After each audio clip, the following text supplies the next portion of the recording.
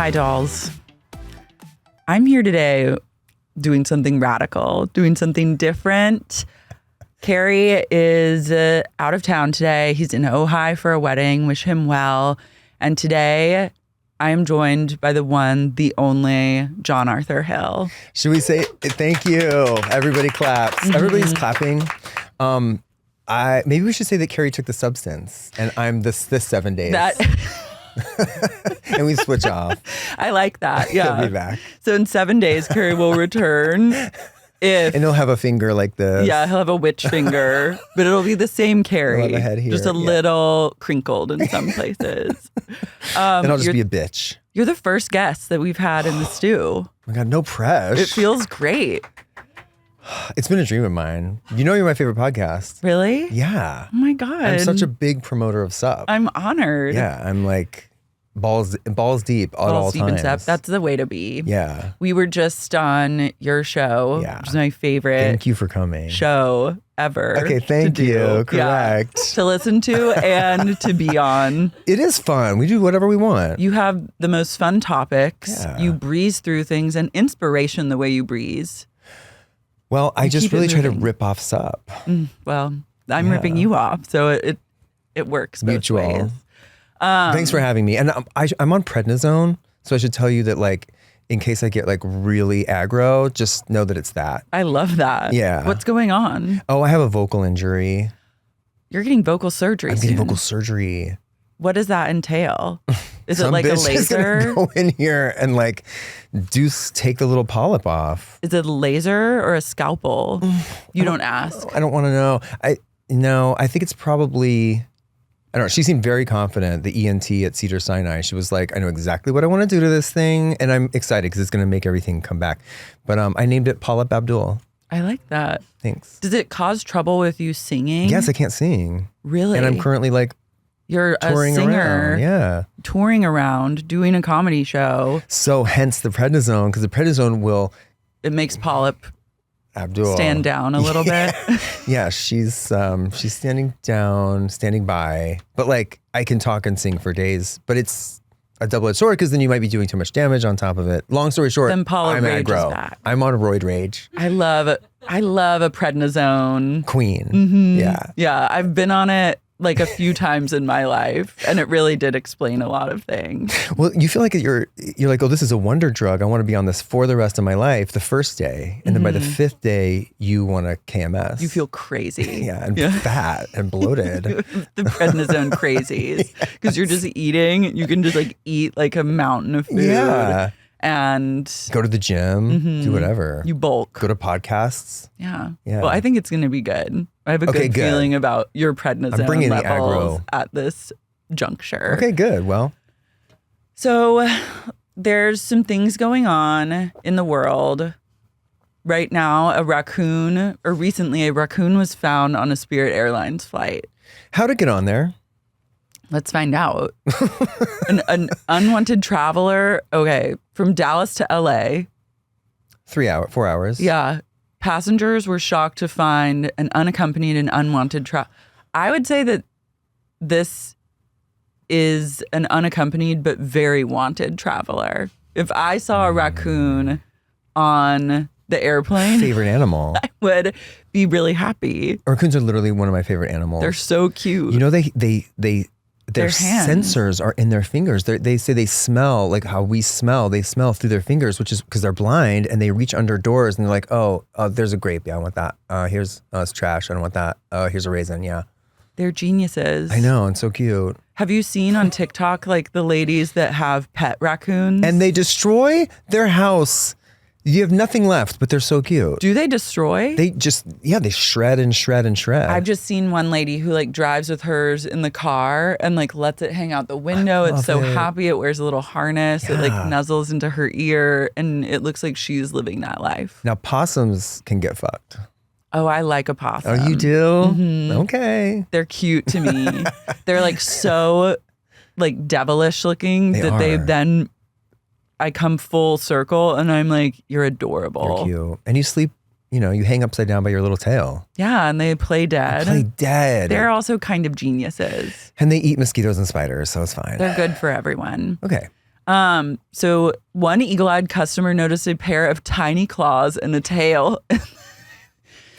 This is a classic Spirit Airlines thing, by the way. I think they're doing this on purpose to get publicity. Like, you now want to take a Spirit Airlines flight so that something crazy will happen. The door will fly off, or someone will get in a fight, or a raccoon will descend from the lights. I mean, nothing could make me want to take a Spirit Airlines flight. It's working. Not even this. The rodent was in the roof, in the ceiling sliding panel, and then it scuttled away after it was noticed. To where? Where did it scuttle away I guess into the flight. The overhead compartment? Oh, footage. Oh my God. Oh, wait, it's little body. Paws. Let it live. Oh it needed to go to LA. It had big Hollywood dreams. It got a manager. Mm-hmm. Yeah. It's in the surreal life. It's screaming. Oh my God, it's so cute. Its ears probably hurt. Yeah, I wonder, it was probably getting high off that oxygen. Yeah. I love that this raccoon ended up in LA after all of this. How long has he been flying? Maybe he's like a serial hijacker. This is a Pixar movie. Yeah. Mm-hmm. And it could go one of two. It could be a Pixar movie, be very family friendly, or it could be like the new 9/11. It could be like a 9/11 type of movie. What is that? Yeah, like maybe it's a girl and she has a foul mouth and she's like a slut and she's been kicked out of Dallas because she was too big of a whore and like the worst of all the raccoons. And then she's like, whatever, I'm gonna go make it big, like in porn in the valley. Yeah. And then she finally gets out here and like she realizes, claws her way to the top. Yeah, I like that. Like a survival story. Yeah. Coming out on top. Yeah, and it could also be like a terrorism, like our MH360, like what really happened. And it was just like raccoons revolting, getting into the wiring of planes and like taking them down. Oh my God. Or you could do Raccoon Saves the Day. Like it happened to just it smelled a cracker and it scurried up like from the field in Dallas because there's like a farm. And then it's like, oh, I want a tomato garden basil sun chip, which is all they give you. And I want to eat that. And it scuttles onto the plane. Plane takes off. Hijacker is trying to hijack the plane. Raccoon says, I know how to hack into the mainframe because I have fingers like this. Yeah. Not only will I claw the eyes out of the hijacker, incapacitate them, I will also use my fingers to sniff out the right wires. And outsmart everyone in the process. And then national hero. A hero's journey. Yeah. Then the raccoon could run for president even. And probably win. Mm-hmm. This is great. Yeah. Great. So what happened to the raccoon? Don't say executed. They put her down. It served cunt in the lights. It had a full-blown photo shoot giving silhouette. She's the replacement of... Seems like no one... Oh. We were aware, the airline said we were aware of the video taking steps. So it has yet to be addressed. He could still be at large. I hope it is. I hope it is too. I hope she's out there. Like, I hope she's at Zuma Beach, like sunbathing. Eating the Malibu's finest trash. I hope she made it to the Nobu trash bin. She's snorting sand. Yeah. Getting plowed. I hope she's at a gangbang. Wait, speaking of gangbang, there was this woman recently I saw on TikTok. Carey actually sent it to me. I think I sent it to Carey last night. The British woman who... Oh, no. There was a British woman who fucked 101 guys in a day. I saw. You saw her? And she was timing it out. She's like, that means one person has to stick it in every 75 seconds. And it took her 14 hours from 9 a.m. to 11 p.m. And she like showed you kind of the before and after of like what she looked like. What about her? She did not show that. Because that was probably... She said that she felt like she got hit by a bus at the end of the day. Or 101 buses. She had a bite mark on her lip from someone biting her. I think she seemed very okay. Like the biting was above board. And her hair was like somewhat oily. Her eyes were bright red from all the jizz. Oh, the jizz. Was it bukkake? I think a lot of things were on the table. With 100 people. With 101 people, we were going to have to mix it up at times and take a load to the Did face. she have a director? I don't know. Like with someone like, okay, we've had too much in the butt. Now we need to do 75 seconds. I imagine she has an OnlyFans where you can watch like probably the whole thing or the highlights. But she did have a binder of all the men and like the forms that they filled out. And it was this thick. I have that. Yeah. Yeah. I'm sorry, an amateur. Like, come to WeHo and spend a summer here. We'll talk after. Yeah. 101 guys in a night. No big deal. Yeah. That's what I did this morning. Wow. Good for her. Good But there was another, I was going to say the other gangbang thing I was thinking was Cara Cunningham, who I really love. She was saying she like was so wasted the night that Disease by Lady Gaga premiered. And she just took to Instagram and she was like, will y'all stop blowing up my phone, asking me about Lady Gaga Disease? I am at a gangbang. And then like went back to it. She's like, I don't care about no disease. I just hope I'm not catching one. I love her. She can do no wrong in my mind. An elevated human being, vibrating at a higher frequency than most. Yeah, people should take note. Oh, I do. Because she's peak like comedy without even trying, and not in like a way where you're like, not like where you look at her like a housewife and you're like, ooh, that's hilarious, but like truly on a new level, ahead of the curve, a spiritual being. Yeah. There's a fake dentist who performed a root canal on an unsuspecting woman. Did she need a root canal? A fake dentist. How do you fake being a dentist? It seems expensive to fake being a dentist. People are so sick and kinky. And difficult. So did she open up a store or was it like Craigslist? Like, hey, if you need a discount, like I'll just come to your house and rip your tooth out. Oh yeah, I want to see her face. Oh, would you let a woman give you this? I don't know. She does look sad. I would like to see her when she's doing her dentist act to see if she's a little more confident appearing than that. Because here, this doesn't give me like you have confidence to do the root canal. I'll tell you what, I was in rehab with some celebrity dentist and I've never seen someone more fucked up in my life when he got there. And he was bragging about having done the Kardashians' teeth and all this stuff. And he scammed the rehab workers. He was like, you need to Postmates me Taco Bell right now. And they were like, you're on meth and you're crazy. And he was like, and he was throwing a fit. So they did it to appease him. And he had somehow figured out how to like contact his drug dealer to put it into the tacos from Taco Bell. And he ordered meth via taco to rehab. And I've always thought, I bet he does great teeth. He probably does. So much attention to detail. Yeah. Got a lot going on. Wow. He's innovative. You kind of have to just let them have it. If they figured it out that good, you're like, okay. And basically, I think every dentist is fake. I mean, this woman, I don't know, she's a fake dentist, but maybe she was her passion. Yeah. She was creative, following her creative instincts. Yeah. I wonder so she didn't do a good job. No. She seems like she just told this woman, like, I'm a dentist, let's do this, and then didn't have anesthesia or anything, and then did this surgery. And the woman was like, I'm in so much pain. Like, she's like, that's my process. And she was like, it'll get better. And then it didn't. She was like, we need another dentist. Oh, God. So I guess she's treated several people and now people are investigating. Good. It's a developing story is what I'm taking away from this. My sister used to work for a dentist in San Antonio, Texas, and he was also doing coke and doing prostitutes on the off hours. And then he would, during the day, would do our teeth. Did he do good teeth? He didn't. Oh. I don't have bottom teeth. Not all dentists can do meth and do good teeth. That's right. It would be hard, too, to be a dentist and be around nitrous all the time and not get, like, deeply into nitrous. Nitrous makes me want to throw up and do everything else at the same time. Yeah. I've been known to partake every once in a while at a dead show. Like, if I'm in the right environment, like, you'll find me in the lot in a corner with a balloon.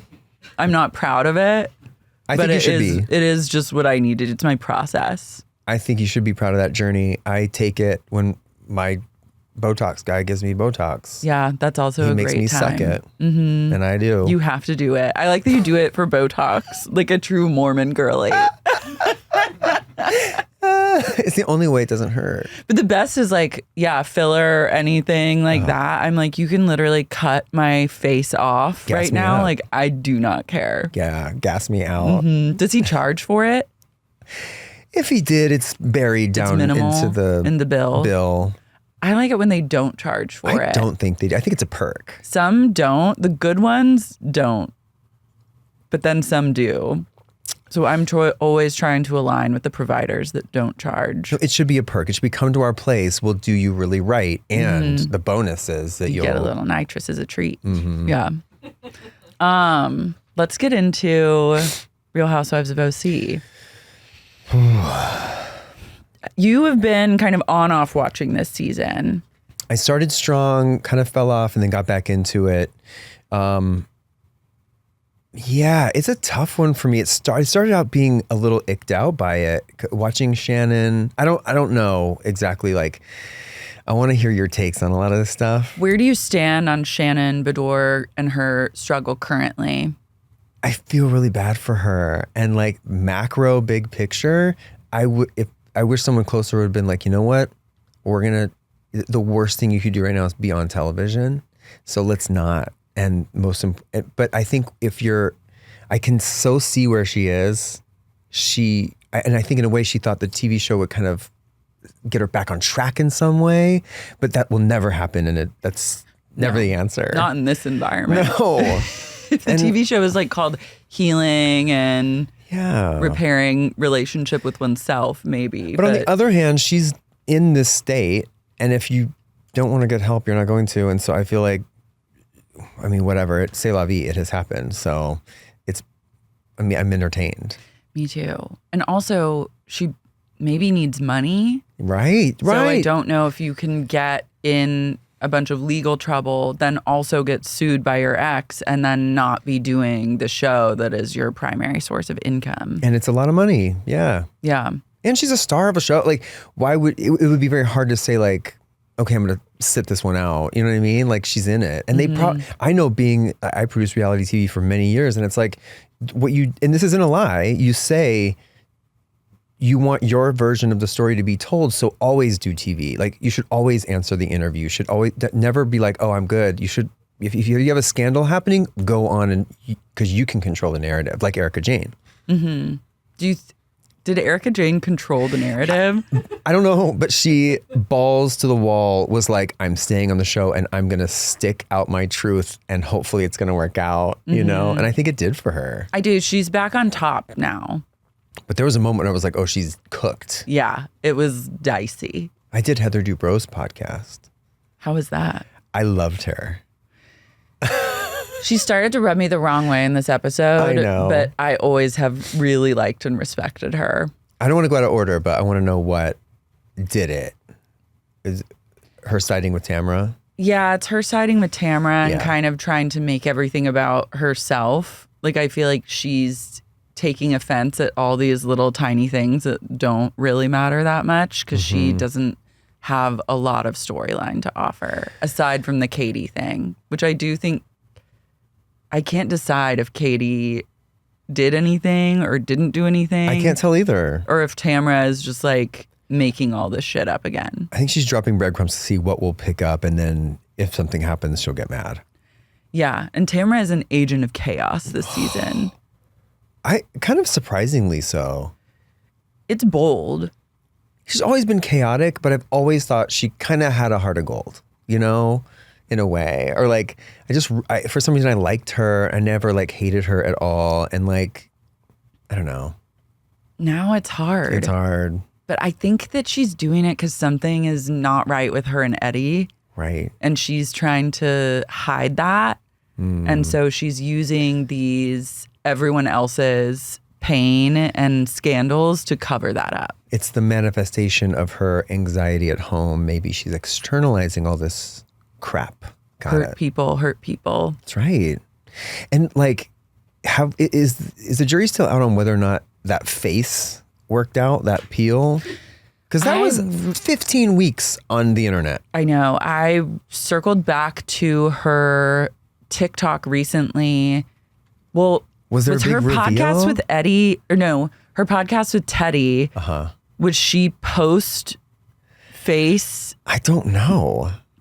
That's new face, new diagnosis in one. Because then I was trying to scroll back, but it didn't seem like she posted a reveal. Maybe her reveal is the reunion. The reunion. Which is great timing. I'm sure it looks great. Listen, I want that.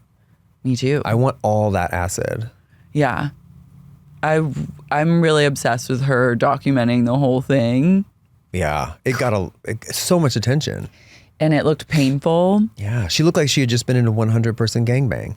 She did. That's what I would look like after a 100-person. I was so shocked that this woman looked so put together, gorgeous, like puffy eyes, a little red eye, but no noticeable puffiness. Like her hair looked, she could have done a lot of dry shampoo and probably gone out to dinner. Maybe someone who was fucking her was a hairstylist. Maybe. And was just like killing two birds with one stone. Back combing appropriately. Well, you know what? This is why she was doing what she loves.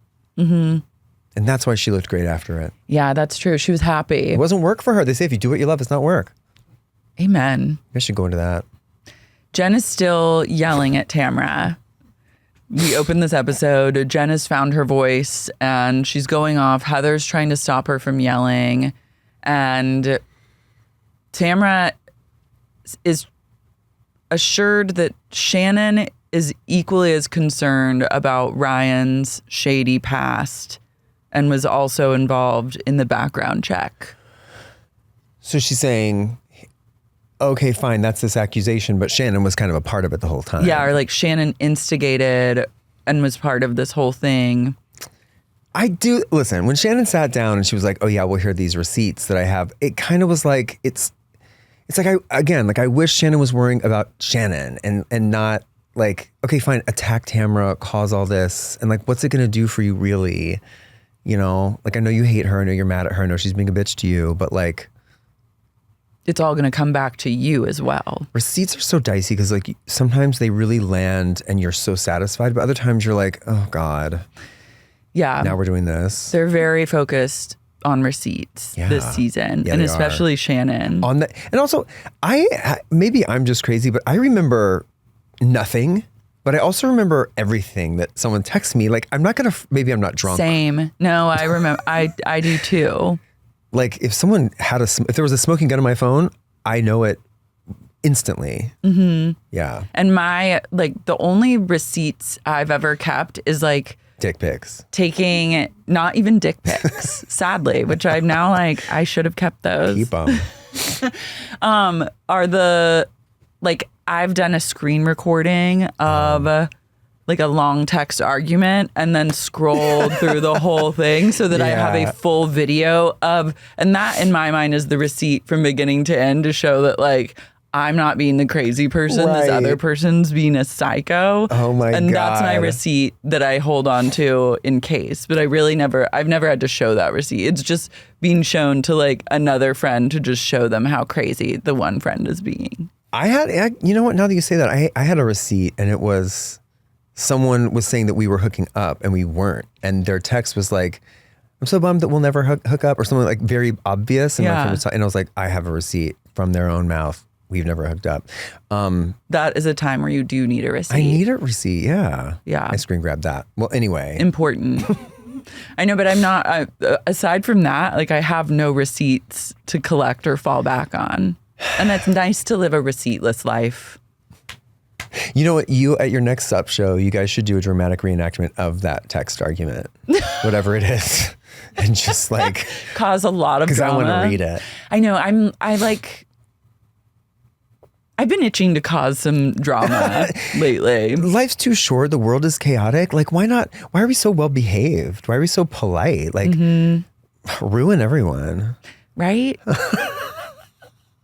I smash cut to like 6 months from now. I have no friends. You fought with all the crew here. Hated they by you. all. I'm like receipts on everyone. I'm like, Stella and Guy, ready, Ariel, for these receipts? Like, I'm like the Nancy Grace of like my entire friend group and like extended circle. Yeah. Admonishing them live on a show. Speaking of Nancy Grace, she might be good on Potomac. She should join. Does she live in Virginia? Does she even? She's like in a bunker in like Austria. Who knows where she is? She could be anywhere. Why isn't she? She's in the cloud. Like a real housewife. She should be. I think she could do both. Here's a fun trivia fact about Watch What Happens Live. When I worked there, everyone like ahead of time, the talent team would come say like, okay, so-and-so's coming, they want to promote this, and here's what they want to drink. That was just a part of the situation. And it was always funny to hear what people had requested. It was always something silly and, you know, weirdly specific, like this kind of red wine, this much full, like annoying celebrity things. But Nancy Grace's order, guess what it was? What? Skim milk with ice and a straw.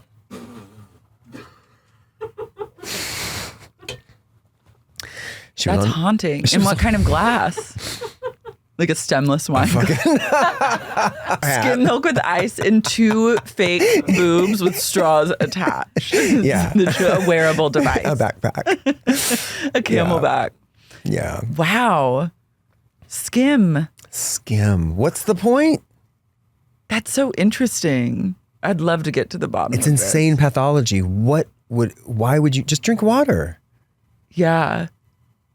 This makes me respect her though. Same. She's living her fucking truth in the power and competence it takes to tell like a team of gay people that what you would like with to drink a full bar behind you is skim milk with ice in a glass and a straw is like, okay, you can have whatever you want. She knows what she wants. She knows who she is. That's why she is who she is. Yeah. God, I love her. I love her too. Yeah. My favorite part about this whole fight, which I was kind of tuning out, was at the very end, Tamra and Heather just alone in the room after getting screamed at. And Heather goes, you know, she looks really good. Her stomach looks so good. I was having stomach envy. And Tamra goes, her tummy tuck is good. Wait, Jen's tummy tuck? Mm-hmm. I noticed something. It's a navel movement. It's a navel that is a not quite right navel. Yeah. But a very flat stomach. And I was also wondering, like, gosh, she really has like a rock hard body. Like, I guess I probably wouldn't wear a crop top in London in like a cold, but if I had it like that, like maybe I would. Yeah, maybe. I feel like there's a deep sadness to Jenn. Oh, you think? I want to know who, like, does she know who, like, underneath it all, to quote Gwen Stefani, who is she? Does she know who she is? Who is the person inside? I think she's on incredibly thin ice. With skim milk. With skim milk. The skimmest of milk over like the thinnest sheet of ice, barely holding it together. She's not an empowered woman. No. And I want her to be she could be an empowered woman. You know, there's some people that you're like, it's better this way if just someone takes care of you. Like it's never gonna kind of come together. Yeah. But for her, I think it could. I mean, you're on a show, so it's already kind of come together in some aspect. My first instinct is to like her a lot. And then I'm like, oh, but even when she's arguing about this stuff, she's not really saying, she's just saying that person's a bitch. She's not saying a lot about how she feels about the situation. She's just saying this is why she's such a bitch and this is why it's so wrong.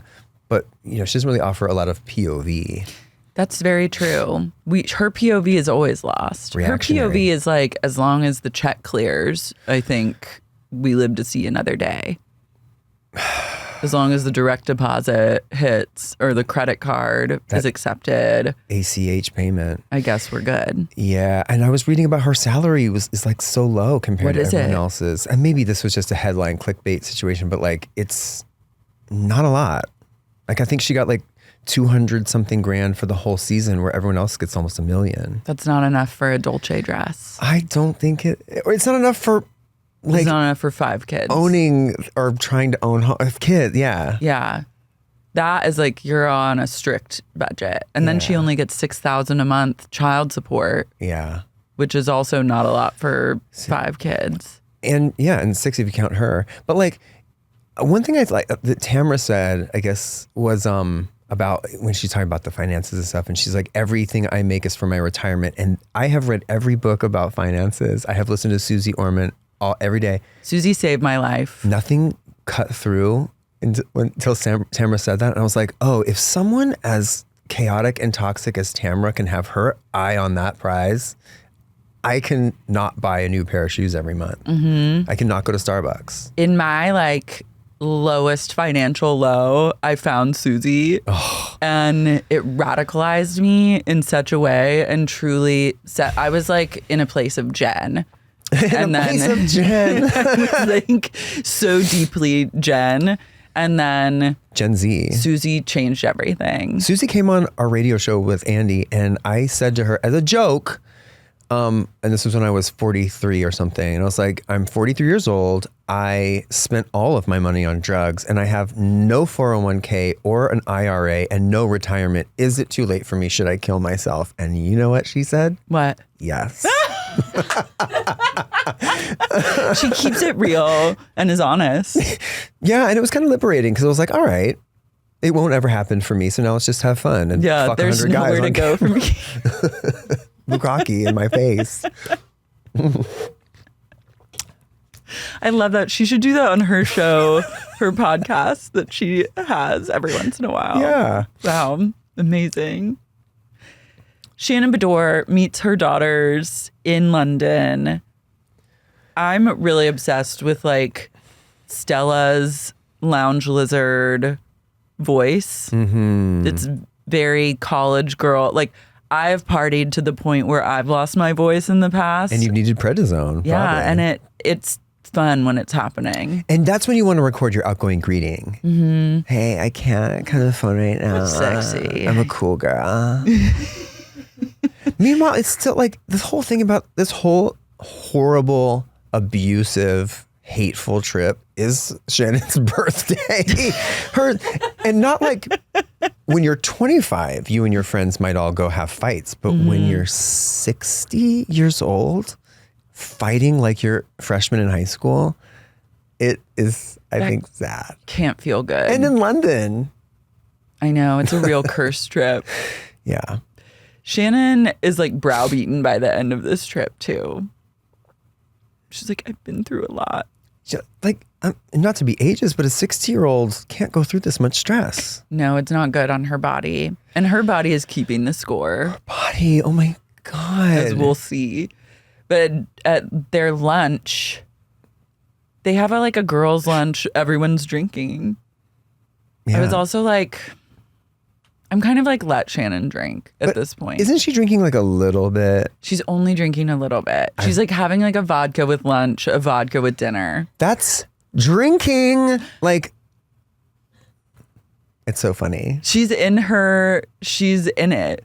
And only she can stop it. But I guess like, at least, I think with a person like this, you just have to ignore what they're doing because they want you to comment on it. And she knows that she shouldn't be doing it, but the way she goes about it is not only does she want to like break the rules and have a drink, but she also wants engagement over it. And I think if you just ignore it and you just let her do it, it's like it's just what you have to do. That's the healthiest way to do it. It's hard though when you're friends with someone and you see them doing that shit and you're just like, oh my God. I've been the Shannon before. Mm-hmm. And I remember the years when I was when I was a horrible mess was kind of that, not as hard, and then being sober is great, but being in the middle is hell because you have this extra thing in your head that's like, oh, everyone's clocking what I'm doing. And like, I also think at this point, I have so much compassion for Shannon and love for Shannon. I want her to like figure it out. I'm not like shaming her drinking, but like, I also think just drink. Like, drink like you want to at this point. If you're already having a vodka at lunch and a vodka at dinner, like you do a keg stand. Go balls to the wall and just like flame out. Also in London, like trying to be sober in London is impossible. You get off the plane and they're like wine cannon. Mm-hmm. Yeah. Vodka tonics. Yeah. Or gin and tonic. A Pim's cup. Yeah. I'm like, Shannon, I liked it when in New York when Tinsley was like, yeah, I'm drinking, Luann. Like, that's the kind of drinker I would love to see on my TV, is an unapologetic, not like a victim-y drinker. Speaking of Luann. Luann is like, oh, I went to jail last week, but tonight I'm at Townhouse. You gotta do you. You gotta do you until you just can't do you anymore. Remember when she was thrown out of Townhouse a few months ago and then went to jail, I think, for the night, and then was like, wait, Luann did? And then she was like, I wasn't there. But it's I missed this. Yeah, it wasn't long ago. And Townhouse, for those of you who don't know, is an Upper East Side hustler gay bar where old men go to hire young men prostitutes, and Luann's there drinking and commandeered the microphone and said, I'm going to do a show. And they were like, get out. And she was so drunk, they had to call the cops. Luann, I have said it before and I'll say it again, is a fucking rock star. She is. She's Mick Jagger. Yes. We don't have rock stars like this anymore. She's Mick Jagger's substance. God, I love it. Yeah. No, she's great. Yeah, you just got to do you. Do you. I want Shannon to be happy.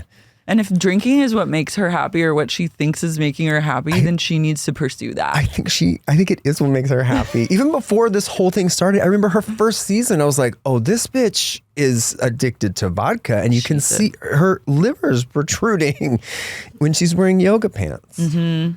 It's time for her. When Shannon allows herself to get a vodka soda, all is right in the world. Yeah. For just a shining moment. Shannon's also telling them all about like Tamra and that drama, and Stella's like, typical. It's a toxic friendship. She knows. She's young. Yeah. Yum. I love her. Have you gone on any dates? She's kind of Luann vibes in this moment. Do you think they're smoking or is it just partying? Maybe partying, maybe like doing drugs. Yeah, dry. Yeah, it's a dry mouth. Yeah. Probably a lot of cigarettes. Yeah. I feel like it could be a mixture of cigarettes and cocaine. Oh, I love that mixture. Mm-hmm. Nothing is a better compliment than when the amphetamines have really hit and you need a cigarette so bad. One after another. Yeah, and then you're just in chain smoke mode for the rest of the night. If you see it getting too close, you're like, no. That can't happen. Mm-hmm. Yeah. That's the best way to lose one's voice. Oh, yeah. And then prednisone can't even help that. Yeah. I love, so we're all single ladies. Are you going to find a man here? Are you talking to your mom like that? No, I don't talk to my mom like that. Me either. Maybe as a joke, like if I was totally joking and we were lolling, and then if I didn't want an that. answer, actually, yeah, and she would be like, "No," right? And I'd be like, "Yeah, I know." Duh. Heather and Tamra meet Gina for caviar at the Caviar House, and Gina just can't catch a break. Really, she had a real estate deal fall apart. Like, she's having kind of a struggle that I don't necessarily want to see. What? Because it's boring? It's too real, almost. It's too real. She is real because she is like... She used to be the real one. Yeah. I don't want to ever get cast in anything as like the real one. No, you want to be the fantasy. Yeah. Fantasy or I'd rather even be the mess than the real one. Definitely. You don't want to be the Carey. I want to be like the relatable. I want to be the Samantha. Yeah. Yeah. Amen. Yeah. Or even like the Miranda. The Charlotte. Yeah. I guess like still to this day, I take it back. I wouldn't want to be the Miranda. You wouldn't want to be. You could be a Charlotte because Charlotte, yeah, will throw down. Charlotte will throw down, and I really always loved Carey. Loved her, wanted to be her. Totally. But yeah, Gina is like, her real estate deals are falling apart. She is in this whole situation with Travis. But my big surprise was when Tamra goes, well, I got a surprise visit. And Gina goes, from who? Vicky? Why would Vicky be coming to London? It was just confusing. I was like, no. Yeah. Why? Yeah. She's not even in the mix. No, not in the mix. She's firmly friend of. Yeah. She's not in a fly out and surprise the girls kind of gal.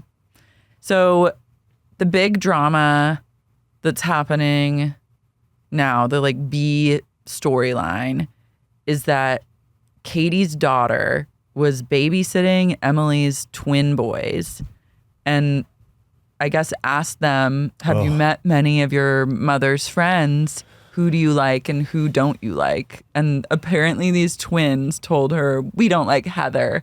Our mom says that Heather's bossy and mean. Well, not know. I mean, not know. I see how a kid could think Heather's bossy mean. Again, I said it before. I personally love Heather. But if I was an 11-year-old. I have a lot of respect for Heather. Yeah. I might be like, oh, this lady.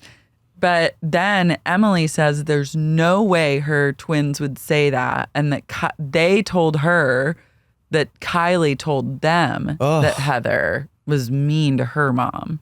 I like that kids are being sucked into this drama. In this instance, yes. And I think, like, sometimes, you know, when the teenagers are being sucked in or the adult teenagers, you're kind of like eye roll. Yeah. I think we need to start sucking in 7-8-year-olds into the fold. They will tell you the truth. Yeah. And you know, like when Mary on SLC sat down next to the child at the party and started talking to her, I was like, I need more of this. That's where it's at. This is where I can get like a kid in the mix weighing in on these women. Yeah. Heather is horrified that Katie would stoop so low as to use her own daughter as a megaphone. What do you make of Katie? I go back and forth. At first, I was like, absolutely not. I wasn't a fan. And then, like, recently I've thought, I think it's really challenging to be a first season housewife. How do you come into a group that's established and like do anything? Like, I would be more like Crystal from Beverly Hills. I would just be like, whatever, and like probably be boring. But like, I appreciate that she's trying to hold her own. I think sometimes she comes too hard. Yeah. Like, I think there's a lot of cachet in being chill. And like Ramona on New York is like, or formerly New York, was famously so unchill. But every now and then she'd be like, oh, whatever, who cares? I think you have to kind of know when to drop something and be cool, you know? And I think coming for Heather of all people is like the wrong target. And she has such an axe to grind. And I'm like, I can't relate to being that mad about what you say you're mad at.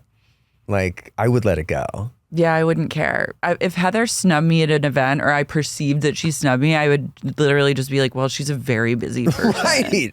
She's incredibly busy with a real estate empire and a podcast and managing like. And taking groundlings classes. Yeah. And she's always growing, always expanding. Yes. Like, it's fine if she like looks the other way when I introduce myself. And to I her. love when someone doesn't talk to me at a party. It's a blessing. It's kind of nice. Yeah. It's better that way. I don't want to speak to anybody. Except like close inner circle. One person in the back of the party in a corner talking shit. I want to perch myself one place where I never leave and then just interact with whoever comes my way. Yeah. But only really interact with like friends of mine that I feel I can be myself around. You and I ran into each other. We had been at opposite ends of a wedding and I left early. And as I was leaving early, a hand comes up and is like, hi. It was you sitting in another corner with one person. And it was like, bye. Yeah. I see you. Yeah. I see what you're doing. So I wouldn't be mad if I was Kate. I wouldn't be as mad as she is. But, you know, I don't want to belittle or, you know, minimize what she's angry about. Yeah. Jenn and Ryan are on the phone. Jen's like debriefing him about Tamra's bad behavior. What do you think of Ryan? Well, I want to fuck Ryan. I had a thought that that's where you were going to go. I'm sorry. I want it. You do? I want it for one afternoon, not even a night, but just I could have him in me for 75 seconds. Like in a Vegas hotel room? With 100 other people. He's 101 of 100. Yeah. A good note to go out on. I just want to like have it for a mental note. Okay. But every guy in the OC, no offense, seems awful. Yeah, they're not great. Like, that's not where you're going for like a quality, respectable man who operates with esteemable acts all day. No, and certainly not a man that's like flying to Vegas all the time. Shaving his balls and tanning and like taking making merch about dick pics. Like, no offense, I celebrate your journey, but like, that's that guy. You know, he's doing that. Who's like the hottest housewife husband to you? Or like in, I guess, the extended Bravo verse, like who is in like the top? Who's like your top 5? It would have been Mauricio. Yeah. Lately a little dwindling maybe. But also always hovering. Yeah. Brooks Marks. No. Vicky's ex-husband. I love a guy who will fake a big scam. And I just think there is something about him. You know that Brooks fucked. Yeah, he dicked Vicky. He dicked her down good enough to where she was lying about his cancer lie. Like, yeah, he will. And he's kind of like soft spoken and probably sweet. He has big hands. Yeah, he blew her back out. Whoa. Okay, you're opening like a whole new door for me that I'd never had even really thought about until now. Apollo.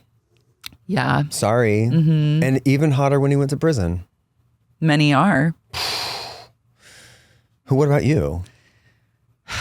Mauricio, Joe Gorga. Joe Gorga. I met Joe Gorga and we did an event and we both had to take our tops off. And when I tell you, it was highly sexual.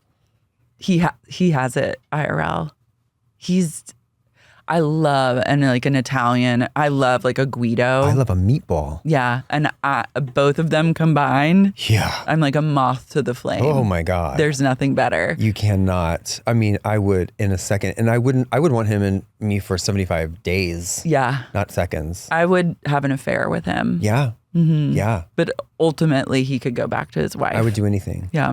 Yeah. But we could have like a good month or two. We could have a good week together. He can shave his balls and shave and tan and do whatever he wants, and I think it's sexy. But that is his culture. You know what I mean? GTL. Yeah. And when a white man appropriates Italian American Guido culture, it's not right. I also, Ryan, it's just so much grooming and emphasis. Like as a gay guy who's always at the gym, it's kind of like what you do. It's for the boys. But a straight guy skeeves me out who's that much at the gym and that obsessed with aesthetics is not sexy to me. Yeah. But I still want to fuck him. I saw a TikTok recently where someone was breaking down, it was like the things that men do that are really just for each other, like that straight men do. And that was an example. She was like, the muscles and like the grooming and all of that is like for the boys. Male it's not vanity. for women. Right. Yeah. And yeah, well, whatever he's doing is working. Well, Jenn is wet for it. She really is. Yeah. He turns her out. That's the thing. Like they have a sexual connection, obviously. And that's what she has. Like she does so much for the exterior, you know? And like every housewife does, we all do in LA, whatever. But like you kind of see like it's the sexual chemistry first.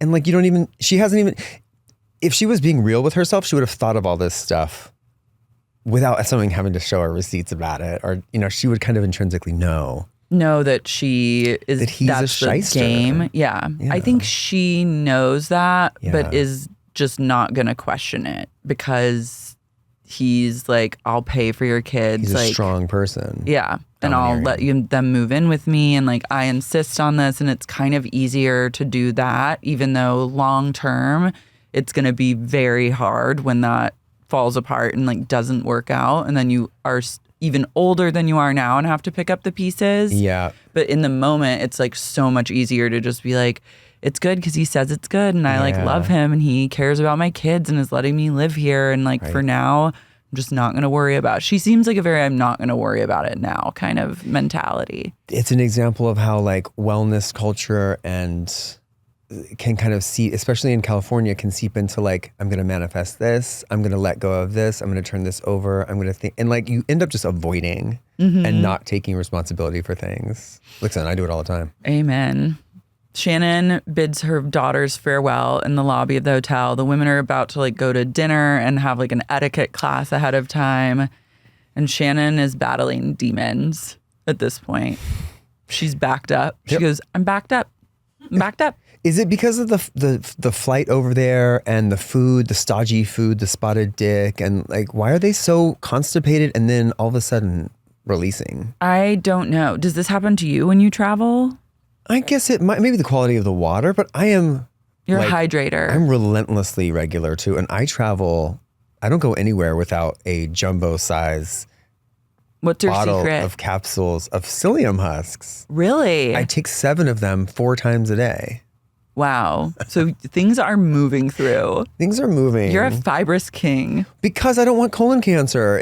Everything you read is like Gen X is getting colon cancer. Millennials are getting it. And so I'm like, I don't want that. I want any other kind of cancer but asshole cancer. I'm sorry. Yeah. You can re-air this when I get it. Downer one. I don't want it. Mm-hmm. Like I literally don't. I don't. Okay, so psyllium husk. In water. This is good to know.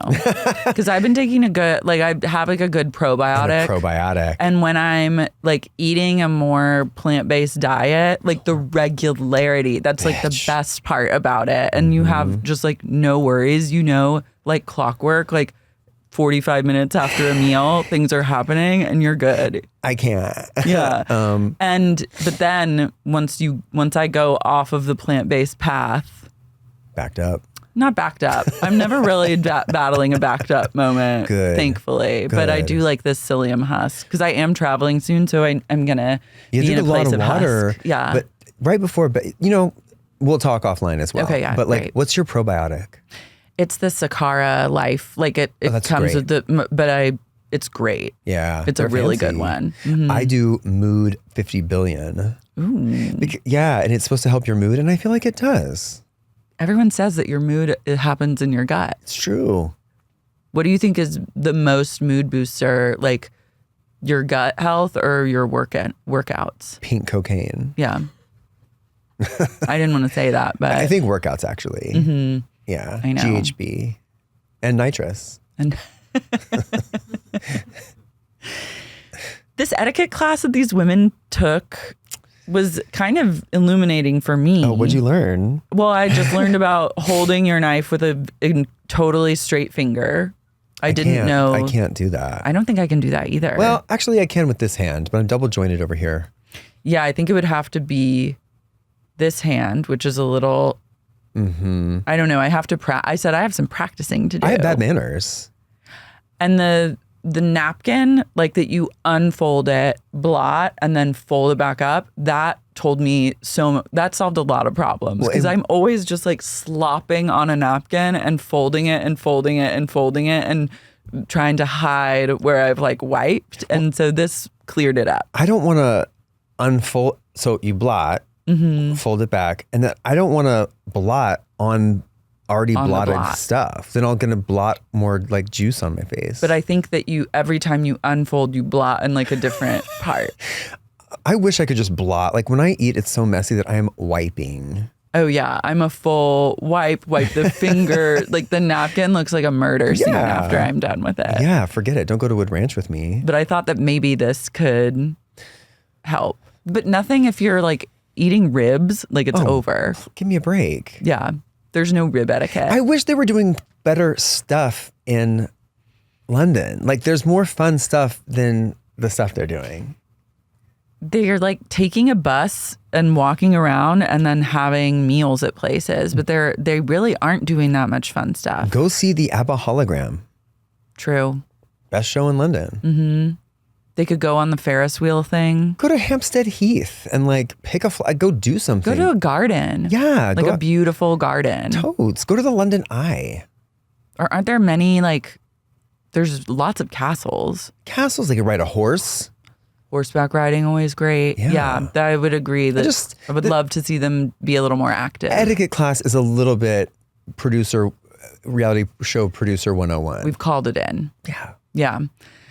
Emily shows up to the dinner ready to shit herself. The scatological journeys. They're all just so struggling. Katie is on your same wavelength though. You got to stay ahead of it. Mm-hmm. Prepare. Yeah. Prepare for the worst. Prep. Well, my question, do you get backed up when traveling? But the answer is no. Yeah. It's a psyllium husk journey. Yeah. This is where Heather started to rub me the wrong way. Okay, tell me about it. Just her, there was something she did where they were talking about something to do with Jenn and Tamra, and then she's like, well, what about me and Katie? And and brought it back to herself. And I'm like, let's let go of this. It's a case of when you've been doing it for so long, and she does have such good actress producer instincts that she probably at all times is thinking, how can I promote the story of this or that? And sometimes when I see that stuff, it doesn't bother me too much because I know what she's doing. And even when she was siding with Tamra before, it's like, she didn't know how it was all going to play out. So she's throwing nuggets out to be like, well, maybe there's two sides to every story so that later she can reference that back. She's almost too smart. Yeah. It's maybe that's what I'm picking up on. Self-producing. And not like authentic drama. Like, I don't think that she really cares about the Katie thing. I don't think she does. She doesn't give a shit. Yeah. No. Why would she care about any of that? No, I wouldn't. She's Heather Dubrow. Exactly. Fuck everybody.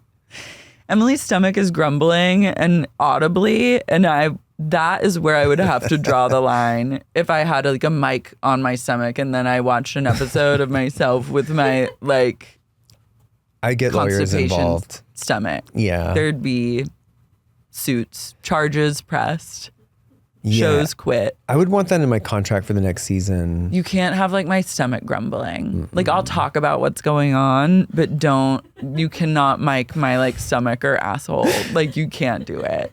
I would rather be filmed shitting my pants than have the sounds coming through. Yeah. I had a massage once, and the girl who was massaging me had the grumble, the fucking bubble guts. And her stomach is by my ears because she's I've had that before in a massage, and it made me want to fucking barf. It's so gross. It was gross, and it made me. I wanted to be like, do you need to go and shit and then come back and finish me off later after you dump that load out? Like, why don't you take a break? I can't handle it. It took me out. I mean, how would you even? You have to probably be so not eating as a masseuse, but then you need the strength. I think it was like a macrobiotic, like stupid, like vegan, horrible, like yoga masseur diet that she was on. It's like too many flackers. And then she put cups on me. She cupped me, and then they popped off. Oh, she sucked. Not a professional. She sucked, and she didn't know how to shit right. Yeah, not a true profesh. I had a grumble. I got a colonic once, and that was the first and last time I will ever get a colonic. And it was in a literal, like, you had to sit. Yeah, I've had them. In the like harness thing. You're laying on. I was laying on a table on like a bed thing, and you're it's a just cushion. like releasing into the bed. Is that what you had? Yeah. I didn't know that it was. I thought the only frame of reference was literally like the Housewives, where they go in and someone like puts them on their side in a robe, and it all seems very like above board. Well, mine was kind of like that, actually. What do you mean yours was like? Were you like in a Holiday Inn Express? No, it seemed like it was like in a plastic. Like a plastic kind of thing that you thought you had to insert yourself. Did you insert yourself? She inserted me. I inserted myself, and then... Was this a fake dentist? Who did this? It might have been kind of a fake dentist scenario. I just had no idea that I was walking into like I paid for like a fully DUI colonic experience, and she was like, now you just like... DUI? DIY. Oh, DIY. DIY. Did I say DUI? I mean, colonic under the influence is kind of good. Yeah. She's like, okay, now like you hold for like a while and then release, and you're just going to keep doing that until you feel you can't release. And the grumble sounds that were happening. And at one point she came into the room, and I was like, I was like not gonna like release, like, because when I released, it wasn't like it just goes into a tube. It was like you're shitting into like a trough. You feel like you're shitting the bed. Yeah, like, you're shitting yourself, and I was like, I had like just reached the point where I like couldn't hold anymore. And she's like, "How's everything doing?" Like, wanted to have a conversation about how things are going, and I was just like, "Oh my god!" And the grumbles, and I was just like, "I have to leave." Oh, I know. It was hell. I will never again. I just remember that. Yeah, they say, okay, now release. And you're like, but I've spent decades on this planet not releasing, holding this like in bed. Like it's that certain sphincter just under no circumstances are you going to be releasing. Especially if a person's standing there and you're not in like, if you were submerged in water, maybe I could release. Submerged in water so it floats up around you? No, I just mean like you're dry and in bed and like you're kind of half clothed. It's like you don't want to. Were they managing like the thing? They were, and she kept saying. So it's like a in and it's out. A long tube. It's a long tube, and she would say, "Oh, okay, here's this, here's this," and she would look at it as it was going and point out, like, "Oh, this was French fry from 6 years ago." Here's gum from elementary school. To my absolute own devices. It was like it was a David Cronenberg movie. Body horror. Full body horror. Booty horror. Exactly. You and Carey should go and do two at the same time. You can do it with a friend. I know. Well, I thought about that, but then this one was so violent and visceral that I was like, I don't think I can do this again. The urge to evacuate was strong. This wasn't that kind. Okay. And I didn't even know that there were two. It's like kinds. Hostel. Yeah. I think it's called like an open colonic, and it was way too open. I didn't know what I was in the real market for was a closed colonic. They say it's not good for you anyway. Yeah, I don't think it is. It just dehydrates you. Shooting a bunch of stuff up. And then they'll tell you, because it's always like that kind of crunchy person. They're like, well, Jesus gave himself colonics. He did? And you're like, what? And like we have it on record. Like that was a practice that the apostles did. They would hang up a gourd on a tree. They're like Mark 35:8 says. Jesus stood upside down on his elbows and took it up the ass and douched. I love that. If it's in the Bible, it's and they'll tell you other insane things like, human beings, we eat too much food. You should have like an avocado and a tomato, and that's your whole full day. I love orthorexia. Ortho. I was ortho for a while. There's a whole I liked it. Yeah. I mean, when I'm in that mode, I like it too. I still have the tendencies because I don't want anything in there that I can't process. Yeah. So my therapist made me do exposure therapy where I had to eat things and just like write down like this cookie's inside me. I accept it being inside me. It's okay that I've eaten it. Because I don't feel shame. I'm not like, ew, I have to throw this up. I'm not bulimic. But like, I don't like the feeling of like, oh, I've eaten something really gross. Yeah, I don't like that either. I do feel shame, but I do nothing about it. You eat hi-ho French fries all the time. Oh yeah, no, I tell myself, I'm like, I feel horrible. Why did I do this? And then the next day rolls around and I'm like, I'm doing it again. Yeah, every time I see just am it. on the shame roller coaster with French fries until I finally reach the point of like, I'm like, okay, now I'm going to get off this shame roller coaster. I went through a Cinnabon phase.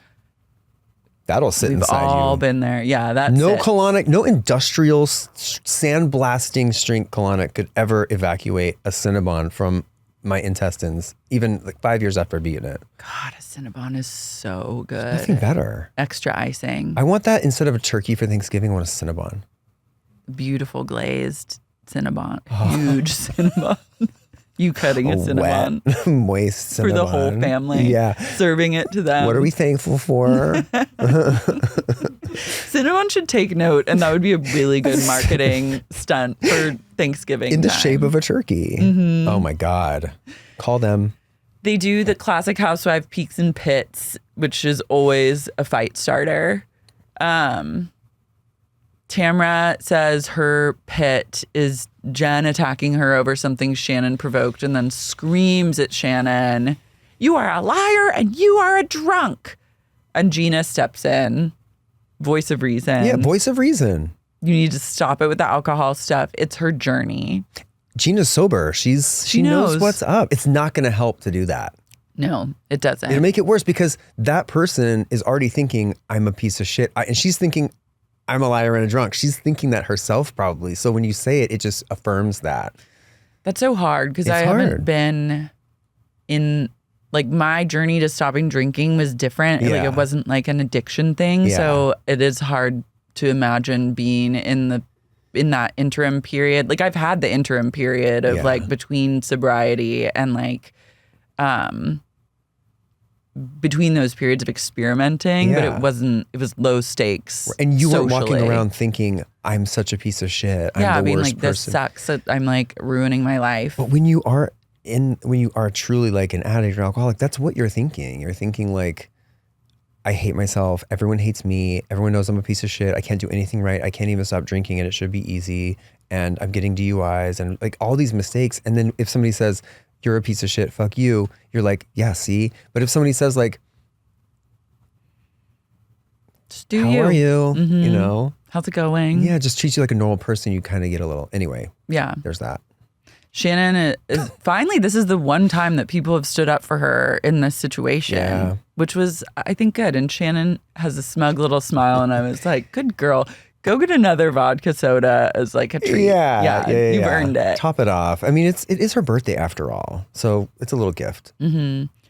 I love Shannon going, well, I am wiped out. How about we all go get a good night's sleep and go to the countryside tomorrow? Let's take some dumps. Let's all shit. Emily, I know you have to. Katie, you've had plenty. God bless. Give me some of those pills. The ladies go back into their respective rooms to like drink a little more and talk shit. And the fact that I know now that Travis's balls are huge, it's like I didn't need to know it, but I'm kind of glad I do. I can see it, but like big balls are not a thing for me. They're not a thing for me either. Some people are into having big balls. The bigger the better when it comes to balls. Yeah, like there are guys who shoot silicone into the ball sack to make them like huge, like basketball sized scrotums. Yeah, that's not. I'll send you some pictures. Yeah, please do. But there's an Atlantis cruise of guys with just all like this kink about big balls. Basketball? Big. Like, do they tuck them into a Speedo and then it's like they're showing off their big balls? Yeah, but they're really big. It's like literal stuff. Do they have a big dick too? Or is I don't think the so. dick really secondary? It's more about the balls. They're ball forward. There's like everyone has their own things that they're into. It's true. A huge testicles seem like they would just get in the way for everyone. Also, testicles, it's the same as, if you get punched in the ovaries, it hurts. It's like they're tender. They're really not, I don't want anybody touching them or licking them. And that's not a place that I would go to like inject. Out of all the places to inject, to alter, to make things bigger, it's like that's like the last area I want that them I would smaller. be like, touching. I want them smaller. I was worried. Yeah, anyway. Yeah, my genital instinct is always like smaller. Oh yeah. These are just, what is any of this? It's about this.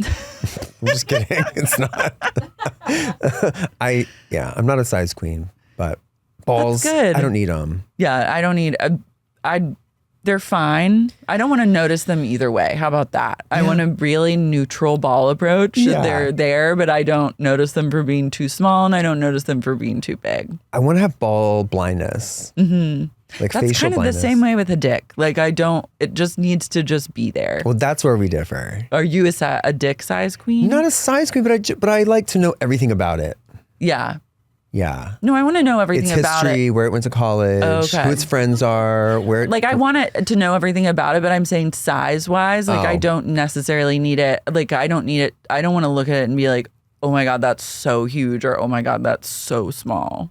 Like, I want to be like, that's great. That's fine. Tell me more. Exactly. Let's get to know each other. Right. What secrets do you hold? Can you shit on a regular schedule? Yeah. Have you ever had a colonic? Do you get backed up when you travel?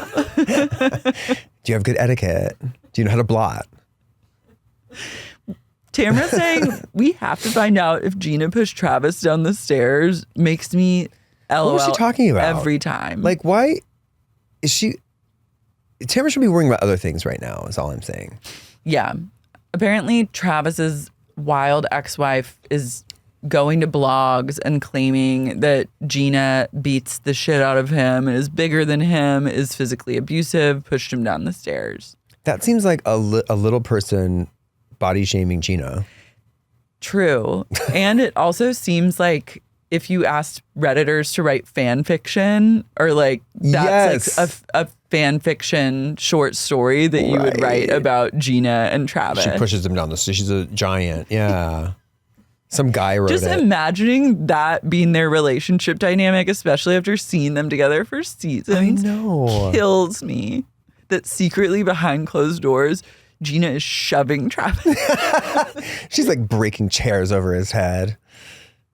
No more Cinnabon turkey for you. They literally, they played this up too, because right before commercial break, when like all the ladies are in London, like having lunch, that comes out and they're like, well, is it true? And someone goes, yes. And then I was like, wait, she did push. I literally was like, she pushed him down the stairs. Now we're going to hear more. I believed it too. Yeah. Shannon's a true survivor. She says she wants to confront Tamra about all the nastiness, but she's going to table it so I can have a nice day on a trip that has been horrible for me. Poor Shannon. I do feel bad. It's her birthday trip. And then something about seeing Shannon like cry about her constipation. Yeah. It was like too real. It's like the straw that literally broke her colon's back. Like she has so much going on, and the fact that she can't shit. It's like, you can't even shit.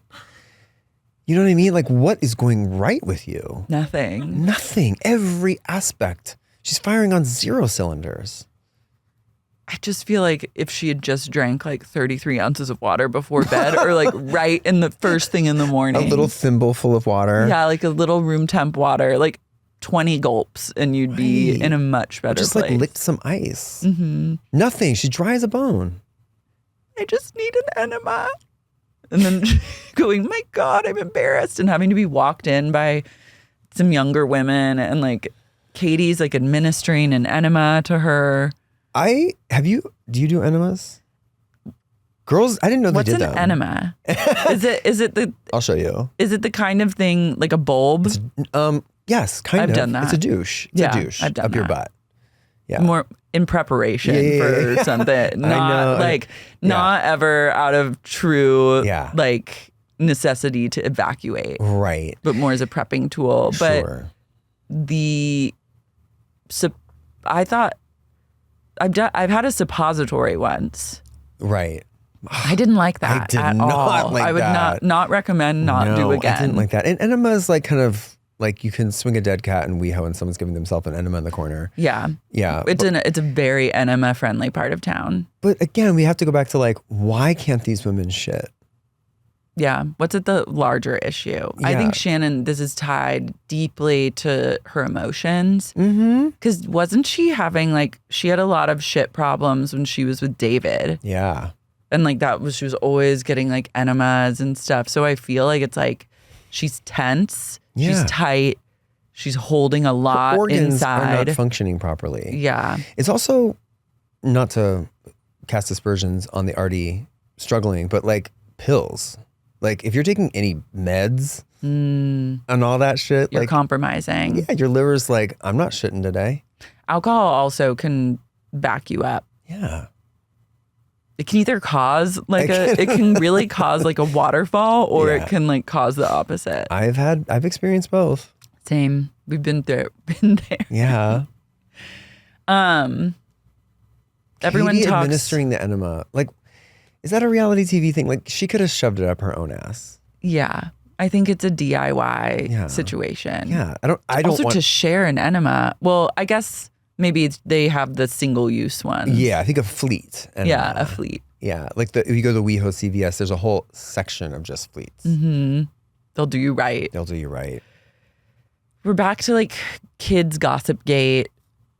Emily says that the twins would never say that. Katie's sick game is further discussed.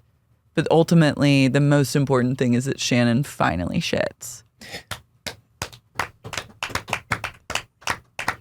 They should have made a really big deal out of it. I know. A bigger deal. I would have loved a mic up in that moment. At the end of the season, they should put a freeze frame. Heather did this, Shannon did this, and then her poop. It'd be her poop is now flushed, happy, healthy, and living free. Floating in the Thames. Living its best life. And it's a huge dump. The longest. She had won the world record. It should be world record. They had to close the Thames. So Gina's text to the girls was like also really good, where she was like, Shannon was really sick. It was actually quite scary. She's better now, but she's gonna need to rest for a little bit. She shit so hard she has to nap. That must have been horrible if you go through all of that and then you're immediate, like, because I get like a pep in my step. I'm like, we have done it. I feel incredible. Yeah. But like, not Shannon's in the opposite of That's rich. You take the dump of a lifetime and your instinct is like, I gotta lie down. I can't hold my calls. I gotta take a nap. I cannot. I can't do it. Oof, I can't live to see another day. It took it out of me. Tamra tells Emily and Heather all the Shannon gossip about Gina throwing Travis down the stairs. I love this, actually. I like it too. Because when something is so patently untrue, it becomes really funny. Yeah. And I love seeing them act it out and commit. Everyone goes to lunch.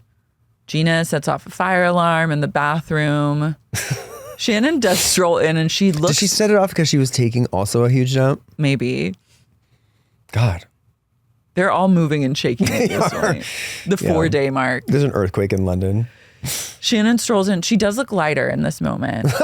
She did. I was like, there is more. There's something about her. Her chi is flowing. Yeah. She goes, I feel like I gave birth. And then Tamra goes, was it a boy or a girl? And she goes, I had twins. Gross. Then Shannon and Heather go like argue about something outside. But by this point, I was kind of sick of that. So I was tuning out a bit. Do you remember what they were saying? No. It was like about Shannon's mad that Heather told people about the private thing about John Jansen. I don't really know. It doesn't make sense. It was one of those little I almost wondered if it was like not a pickup scene or something, but it seemed like just a little bit of like foreshadowing for something that will pay off later. So I wasn't really tracking that story. Yeah, I wasn't tracking either. Yeah. Because also when people get mad about something in private that they also filmed, it doesn't add up to me as a viewer. I'm like, that makes no sense. Yeah. So we can move on from that and just get to Tamra telling Gina while Shannon is outside that Shannon was like, we have to figure out, did Gina throw Travis Did she throw him down the stairs? Like pushing someone down the stairs. I pushed someone down the stairs in middle school once because he was calling me a faggot. Yeah, that's earned. And I, to this day, will relish the satisfaction that felt. Pushing someone down the stairs is one thing. Gina WWE body slamming a grown man down the stairs is like an image that is very funny to me. It's incredibly funny. Her trying to like staircase Travis. Yeah. I'm like, she didn't do that. And then they have the ultimate, is that what happened? And Gina goes, yes. And then I was like, wait. And I thought we were going to get like a whole explanation of like, I was really mad and he like pissed me off. So like I threw him down the stairs. That's the thing. That's why it's funny maybe, is because you can't, it is possible. She is strong enough to, and if she was on prednisone, she could throw anybody down the stairs. But I also, I like her so much that like, I relate. And if I were her and I was sick of someone's bullshit, I want to hear what he did. Like, maybe he deserved to be thrown down the stairs. I would venture to say he was. Yeah.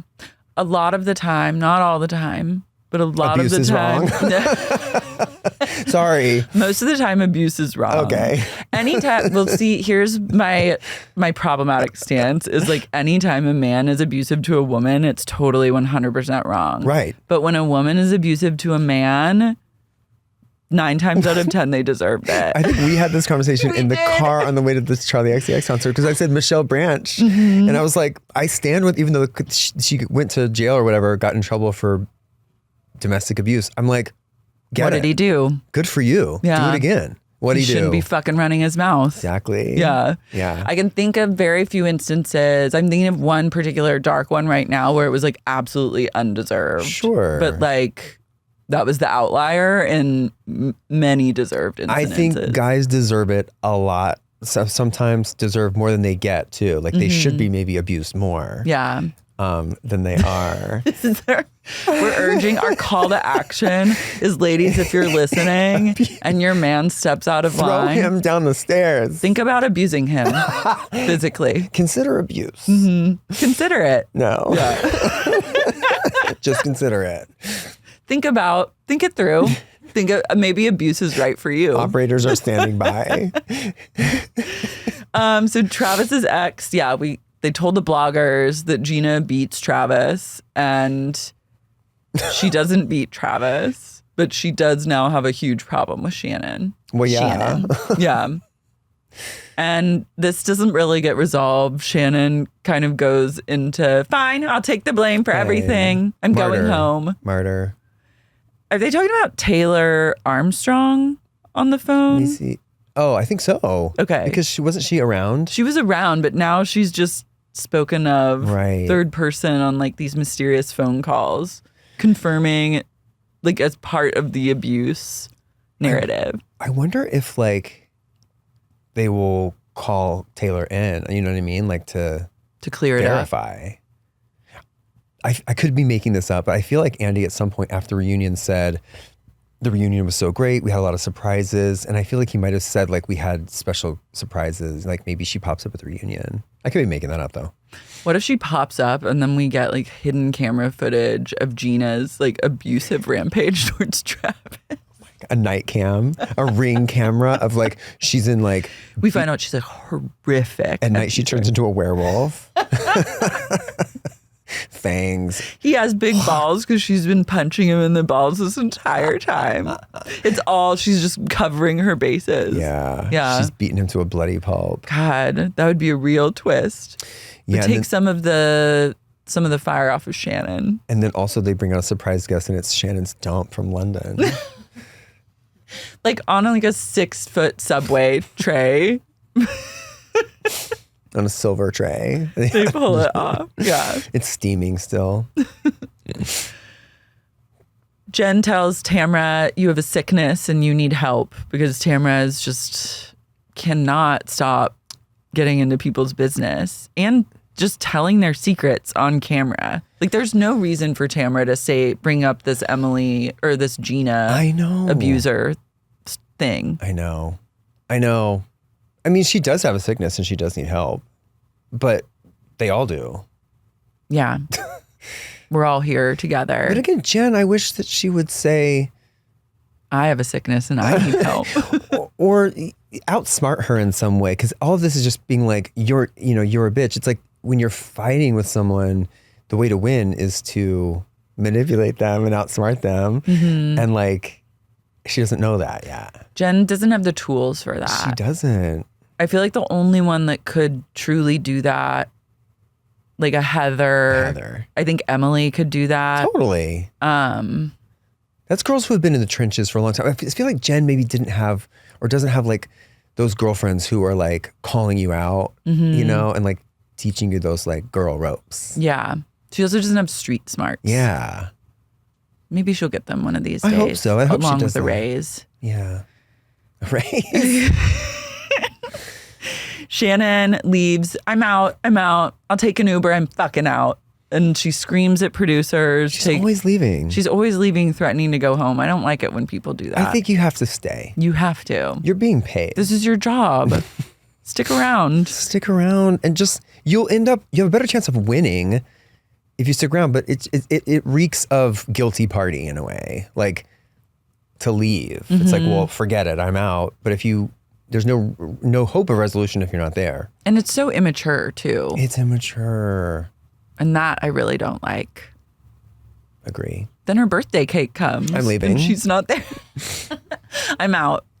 I would love to stage sometime someone just leaving. Let's do it. Okay. Let's like create a dinner for Carey and like we're all out and like we have a fake fight and I storm out. I've done this prank before on him and it did not work well. We talked about it on a bonus episode, but like way back when I had like another friend, we did like a prank like that where we were gonna film a video and we got in the fight in front of him and he didn't like it. Well, yeah. He's sensitive. He's too sensitive. Yeah. But I think empathetic. if we brought him into the prank, He'd be great. yeah, I think he'd be great. And I think that would be our way in. Oh, yeah. Okay, let's do it. Yeah, I'm using my learned experience to do a corrective experience. You're so right. Which is we got to loop him into the prank. He's tender. He knows how to read a room. And he's tender. Well, that's where our episode ends. When her cake comes out. Her cake comes, Tamra takes it, and now we'll see. I'm done. One more episode, the finale, and then I'm guessing like a 3-part reunion. I think 3. Yeah. They're going to need 3 to discuss everything. He said, I remember him saying that Alexis comes in for just a brief moment when I thought she would have been there for a long time. Yeah. But I crave like a long. Yeah. I forgot that she was even part of this show at this point because she'd been kicked out of the London trip. Yeah, maybe he was saying like in their 18-hour day or whatever, she was there for a brief moment, but like maybe she'll be there for a full episode or something. But like it sounded like they wheeled her in, she said her piece, they wheeled her back out. Ooh. Yeah. Yeah, I would hope that like she and John Jansen would come to the reunion. I hope that Alexis is throwing John Jansen down the stairs. Someone needs to. Somebody needs to. Someone needs to rough him up a little bit. He's getting a little too big for his britches. Again. John Jansen, I unfortunately have to say, is hot. I know. When I interviewed him, he's tall. Yeah. I interviewed him on the red carpet and I was like, I get it now. Those guys in OC, they're so shady, they're so smarmy, but you can tell they know how to fuck. Yeah. They know how to throw down. Brooks, again. Lay it down. And again, like somebody should abuse John Jansen. We're advocates for abuse. Advocates for abuse on men who deserve it. They deserve it. Yeah. But not. I'm going to do a cult shout out. Ooh. One of the dolls. Teddy the Schnauzer and Tony and Mango's cult. Alex Delisle, Makeup Fresh, obviously, Emily Vaughn, Gina Sapienza, Sarah Elizabeth from Boston, Lucy from London, Brooke Johansson, Lilia Farrell, It's Your Girl BB, Gerd Queen of Brooklyn, Brittany Weiss, Danielle from The Brim. Do you want to take some? Jessica Hernandez, Moiselsoft Laws. Oh, I thought it was an I. Mary, Katie Sulan, Mike Earhart, Shannon Baum, Realtor, all caps, Timothy Scheel, Matthew Thomas, Owsley Robinson, Cheeseburger Bay, Kathy West, Kip Moore, Hillary from Chicago, Orlando, patron of the farts, David from Switzerland, Nick Sedaris, Mr. Brandon, Emily, Kim Lucas, Drew from Toronto, Katie the Sup Lawyer, RJ, Modern Counseling, McLean, Virginia, and Jeffrey Pratima. Thank you so much for doing this. Thank you. Oh my God.